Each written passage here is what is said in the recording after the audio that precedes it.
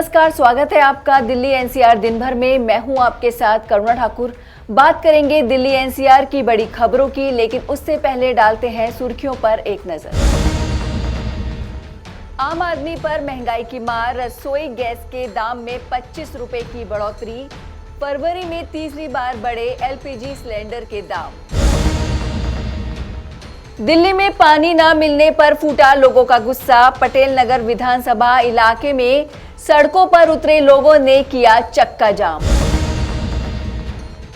NGT के फैसले के बाद रामलीला मैदान समेत 129 पार्कों में बुकिंग बंद। आर्थिक नुकसान का हवाला देते हुए कोर्ट जाने की तैयारी में नगर निगम। राजधानी में फरवरी के महीने में सताने लगी गर्मी, टूटा 15 सालों का रिकॉर्ड। महीने के आखिर में पारा लगाएगा बड़ी छलांग। ग्रेटर नोएडा में अवैध संबंध के शक में पति ने की पत्नी की हत्या। 2 दिन घर में छिपाकर रखा शव, पुलिस के सामने जाकर खुद किया सरेंडर। महंगाई की मार झेल रहे आम आदमी की जेब पर एक और बोझ बढ़ गया है। पेट्रोल डीजल के रोजाना बढ़ते दामों के बीच अब रसोई गैस सिलेंडर के दामों में बढ़ोतरी हुई है। फरवरी के महीने में ये तीसरा मौका है जब रसोई गैस सिलेंडर के दामों में बढ़ोतरी हुई है। देखिए पूरी रिपोर्ट। महंगाई की मार झेल रहे आम आदमी की जेब पर एक और बोझ बढ़ा है। रोजाना बढ़ रहे पेट्रोल और डीजल की कीमतों के बीच अब रसोई गैस सिलेंडर के दामों में फिर से बढ़ोतरी हो गई है। बिना सब्सिडी वाले सिलेंडर के दाम में आज 25 रुपए तक का इजाफा किया गया है, जिसके बाद बिना सब्सिडी वाले 14.2 किलोग्राम के एलपीजी सिलेंडर की कीमत 769 रुपए से बढ़कर 794 रुपए हो गई है। बढ़े हुए दाम आज 25 फरवरी 2021 से लागू हो गए हैं। आईओसी ने 14.2 किलो वाले रसोई गैस सिलेंडर के दामों में फरवरी के महीने में ही ये तीसरी बार बढ़ोतरी की है। इसी महीने सरकार ने 4 फरवरी को एलपीजी के दाम में 25 रुपए का इजाफा किया था। उसके बाद 15 फरवरी को एक बार फिर से सिलेंडर के दाम में 50 रुपए की बढ़ोतरी की गई। अब ये तीसरी बार है जब फिर से 25 रुपए की बढ़ोतरी की गई है। दिसंबर में रसोई गैस सिलेंडर की कीमतों में 2 बार बढ़ोतरी हुई थी। 1 दिसंबर को 594 रुपए से बढ़ाकर इसका रेट 644 रुपए किया गया था और फिर 15 दिसंबर को एक बार फिर इसकी कीमत 694 रुपए कर दी गई थी। यानी एक महीने के अंदर 100 रुपए की बढ़ोतरी की गई थी। लेकिन जनवरी में कीमतें नहीं बढ़ाई गई। जनवरी में बिना सब्सिडी वाले रसोई गैस की कीमत 694 रुपए ही रही।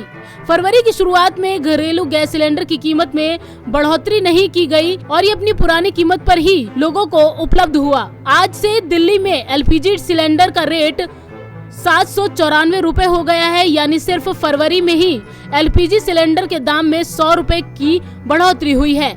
एलपीजी सिलेंडर की कीमतों में बढ़ोतरी ऐसे समय में हुई है जब देश में पहले से ही पेट्रोल और डीजल की कीमतें लगातार बढ़ रही हैं और अब तक के उच्चतम स्तर को छू चुकी हैं।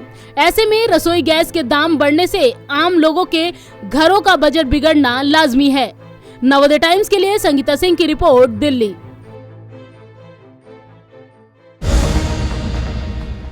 राजधानी दिल्ली के कुछ इलाकों में पानी की समस्या बढ़ने लगी है। पटेल नगर विधानसभा इलाके में पिछले 15 दिनों से पानी नहीं आ रहा है, जिसके चलते यहां के स्थानीय लोगों ने विरोध प्रदर्शन और चक्का जाम किया।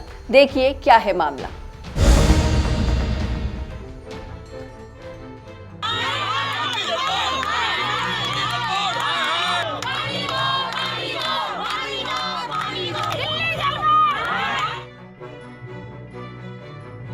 राजधानी दिल्ली के कुछ इलाकों में पानी की समस्या बढ़ने लगी है। पटेल नगर विधानसभा के पंजाबी बस्ती में पिछले 15 दिनों से पानी नहीं आ रहा है, जिसके चलते यहां स्थानीय लोगों ने जमकर विरोध प्रदर्शन और चक्का जाम किया।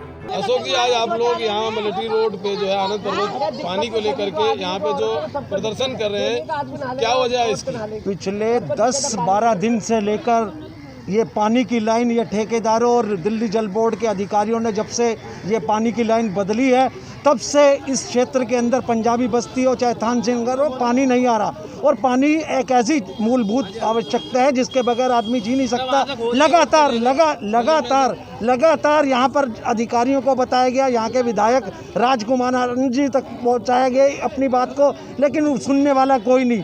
और लगातार ये जो झूठे वादे कर रहे हैं कि सुबह आ जाएगा, शाम आ जाएगा, उससे तंग होकर पहले भी यहाँ पर लोग बाग कम से कम 3 बार यहाँ की माताएं बहनों ने, बुजुर्ग महिलाओं ने यहाँ पर जाम लगाया, अपनी बात को रखा, लेकिन उनकी बात को सुनने वाला ना तो केजरीवाल और ना उनका आम आदमी पार्टी का विधायक। अरे भाई साहब, आप आके यहाँ पर लोगों की बात को सुनो, उस समस्या का हल करो। आपको जिस लोगों ने आपको चुनकर भेजा, इनकी समस्याओं को हल करें। अभी गर्मी की शुरुआत भी नहीं हुई है कि पानी के लिए लोग परेशान होने लगे हैं। पटेल नगर विधानसभा के पंजाबी बस्ती में पिछले 15 दिनों से पानी न आने से परेशान स्थानीय लोगों ने आज दिल्ली जल बोर्ड और दिल्ली सरकार के खिलाफ जमकर नारेबाजी की और चक्का जाम कर दिया। इन लोगों का कहना है कि पिछले 15 दिनों से पानी की बूंद बूंद के लिए वे तरस गए हैं। विधायक से लेकर जल बोर्ड के अधिकारियों के पास जाने के बावजूद अभी तक कोई भी समस्या का समाधान नहीं निकला है, जिसके चलते नाराज स्थानीय लोगों ने जमकर प्रदर्शन किया और न्यू रोहतक रोड जाम कर दी। साथ ही प्रशासन के खिलाफ जमकर नारेबाजी की।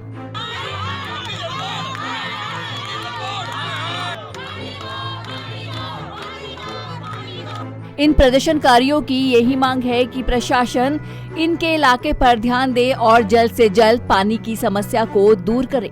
नवोदय टाइम्स के लिए करुणा ठाकुर के साथ मोहम्मद इरफान की रिपोर्ट, दिल्ली।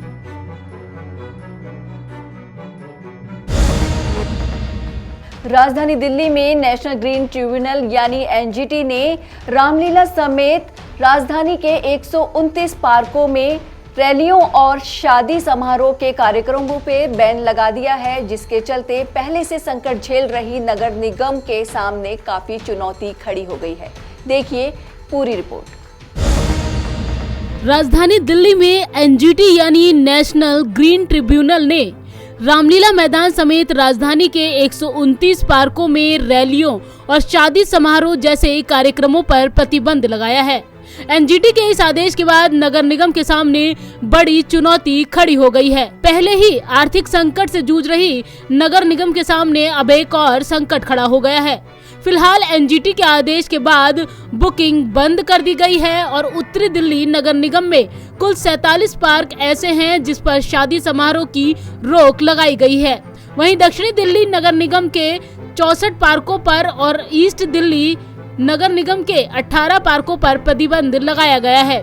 एनजीटी के इस आदेश के बाद नगर निगम अब सलाह कर रहे हैं, क्योंकि अगर इन पार्कों पर प्रतिबंध है तो ऐसे में नगर निगम की आय में भी कमी आएगी और इसके साथ ही आम लोगों को भी परेशानी का सामना करना पड़ेगा। निश्चित तौर पे पब्लिक को इसमें दिक्कत आएगी बहुत ज़्यादा। शादी ब्याह है, फंक्शन है, किसी के बच्चे का मुंडन है या बर्थडे पार्टी है, जो भी है, सोशल फंक्शन छोटे मोटे जो होते हैं पार्कों के अंदर, जो ऑलरेडी हमारी बुकिंग चलती थी, उससे रेवेन्यू का भी नुकसान है हमें और साथ पब्लिक को भी दिक्कत है। तो इसीलिए हमने लीगल टीम हमारी जो है पूरा डिस्कस कर रही है, विचार कर रही है कि इसमें क्या कोर्स ऑफ एक्शन आगे हो सकता है। सर, सवाल ये है कि पहली आर्थिक संकट एमसीडी के ऊपर है और ऐसे में एनजीटी का ये आदेश, तो कितना नुकसान होगा इसको लेकर? लेकिन नुकसान तो है ही है, क्योंकि चाहे कम रेवेन्यू आता है लेकिन रेवेन्यू आता तो है। बूंद बूंद से सागर भरता है, इसमें कोई दो राय वाली बात नहीं है। और रेवेन्यू मुख्य हम नहीं मान के चल रहे, मेन मान के चल रहे कि पब्लिक को सहूलियत के अंदर कमी आएगी। हर आदमी बैंकेट हॉल में, हर आदमी होटल में नहीं कर सकता। किसी की फाइनेंशियल कंडीशन कैसी है, किसी कैसी है, तो यही जगह ऐसी उपलब्ध होती है जिसमें सस्ते में, कम में अपना वो काम करते हैं। तो मुख्य बिंदु हमारा फोकस है पब्लिक को सुविधाएं कैसे बेटर दे पाएँ, उसमें क्या उसमें अड़चन आ रही है तो उसको कैसे अड़चन को दूर करें, उस बात पे हमारा फोकस है और इसीलिए लीगल डिस्कशन चल रही है। कई ऐतिहासिक आंदोलनों का गवाह रहे रामलीला मैदान में भी रैलियां होंगी या नहीं, इसको लेकर अभी भी असमंजस बना हुआ है। बुकिंग और पार्किंग बंद हो रहे हैं, ऐसे में एमसीडी को घाटा होना लाजमी है। अब एमसीडी एनजीटी के इस फैसले के खिलाफ कोर्ट में अपील कर सकता है। रामलीला मैदान में मेरा जहाँ तक अपना मैं पर्सनल व्यू बता रहा हूँ, वहाँ पे ऐसी कोई हरियाली कोई खराब होने वाली स्थिति ऐसी है नहीं कोई रामलीला मैदान में, तो वहाँ कर सकते हैं। लेकिन फिर भी मैंने जैसे पहले कहा आपको, एनजीटी ने ऑर्डर पास किया है, तो हम किसी भी के खिलाफ ऐसा कुछ जाने से पहले पूरा लीगल डिस्कशन करने के बाद ही फिर आगे लीगल कोर्स ऑफ एक्शन रहेगा। सर 47 पार्क हैं जो उत्तरी दिल्ली नगर निगम जनता की सुविधा के लिए बुकिंग करती है जिन पार्कों की, तो कोई वैकल्पिक ऑप्शन भी ढूंढा जाएगा ऐसे में ताकि जनता को असुविधा ना हो? देखिए, वैकल्पिक ऑप्शन कोई इसके अलावा है नहीं कोई। एक ही वैकल्पिक ऑप्शन हो सकता है, या तो जाके लोग अपने बैंकेट और होटल में करें। कम्युनिटी सेंटर जो हमारे यहाँ खुले हुए हैं वो अभी कम तादाद में हैं, लेकिन जब शादी ब्याह का साया होता है तो बहुत ज़्यादा उसके साथ मारामारी होती है, बहुत ज़्यादा भीड़ भक्कड़ होती है। तो हम उस दिशा में भी सोच रहे हैं कि अपने कम्युनिटी सेंटर्स को और ज़्यादा ओपन करें। रामलीला मैदान समेत राजधानी दिल्ली के 129 पार्कों में रैलियों और शादी समारोह जैसे कार्यक्रमों पर प्रतिबंध लगाए जाने के एनजीटी के फैसले के बाद जहां नगर निगम को आर्थिक नुकसान होना लाजमी है, वहीं दिल्ली वासियों को भी परेशानियों का सामना करना पड़ सकता है, क्योंकि कहीं न कहीं इन पार्कों में फंक्शन करना लोगों को बैंक्वेट हॉल्स और रिसोर्ट्स के मुकाबले सस्ता पड़ता है। फिलहाल आर्थिक नुकसान का हवाला देते हुए नगर निगम इस फैसले के खिलाफ कोर्ट जाने की तैयारी कर रहा है। दिल्ली से मोहम्मद इरफान के साथ संगीता सिंह की रिपोर्ट, नवोदय टाइम्स। मार्च महीने की अभी शुरुआत भी नहीं हुई है और गर्मी ने अपना रिकॉर्ड बनाना शुरू कर दिया। बुधवार को राजधानी दिल्ली में गर्मी ने पिछले 15 सालों का रिकॉर्ड तोड़ दिया। दिल्ली में पारा 32.5 डिग्री सेल्सियस रहा, जो कि फरवरी के आखिर में और तेज छलांग लगा सकता है। देखिए पूरी रिपोर्ट।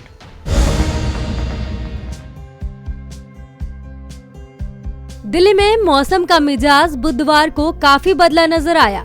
दिल्ली में बीते 15 साल में फरवरी महीने में बुधवार सबसे गर्म दिन रहा। मौसम विभाग की माने तो बुधवार को अधिकतम तापमान 32.5 डिग्री सेल्सियस दर्ज किया गया।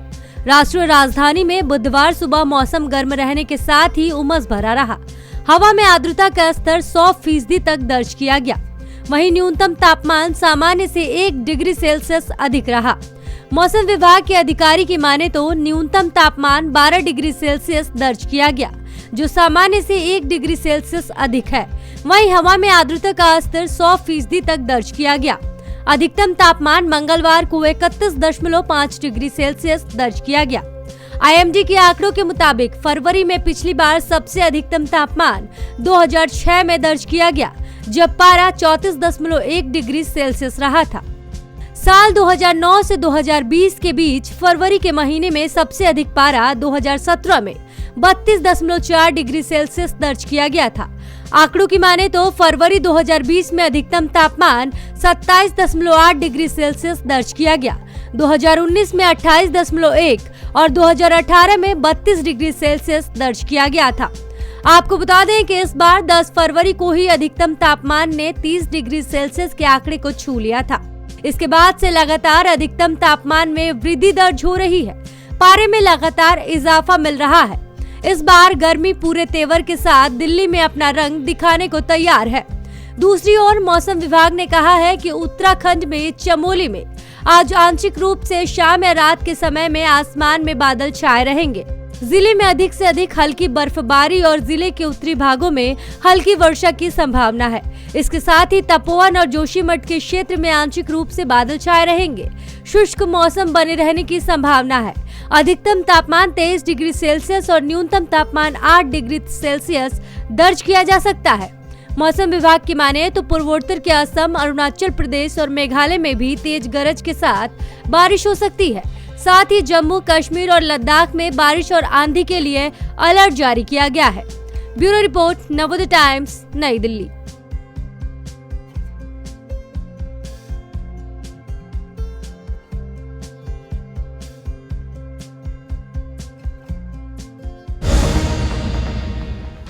दिल्ली से सटे ग्रेटर नोएडा से दिल दहला देने वाली खबर सामने आई है, जहां पर एक पति ने अवैध संबंध के शक में अपनी ही पत्नी को मौत के घाट उतार दिया।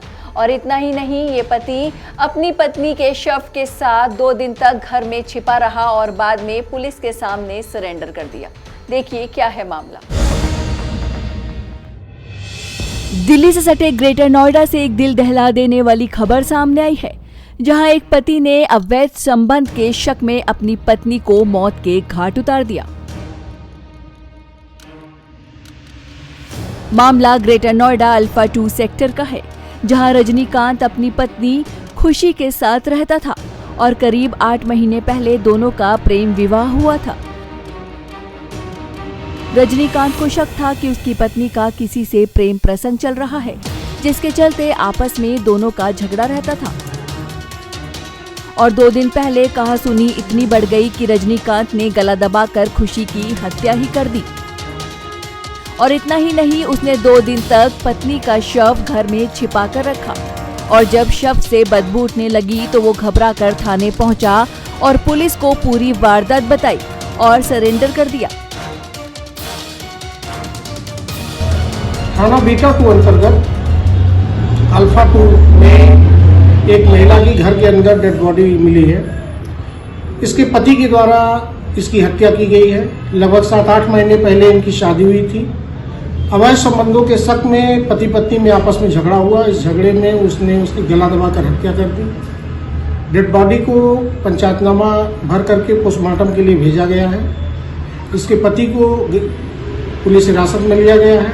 अन्य वैधानिक कार्रवाई की गई, जिसके बाद पुलिस आरोपी के घर पहुंची और मामले की तफ्तीश शुरू की और शव बरामद कर पोस्टमार्टम के लिए भेज दिया। आरोपी ने पत्नी के शव को 2 दिन तक अपने घर में रखा और उसके बाद पुलिस थाने में जाकर पूरी जानकारी दे दी। पुलिस ने आरोपी को गिरफ्तार कर लिया है और जेल भेज दिया है और पूरे मामले की जांच में जुट गई है। ग्रेटर नोएडा से नवोदय टाइम्स के लिए शुभम शर्मा। फिलहाल दिल्ली एनसीआर में बस इतना ही। बाकी खबरों के लिए देखते रहिए पंजाब केसरी नवोदय टाइम्स टीवी। मुझे दीजिए इजाजत। नमस्कार।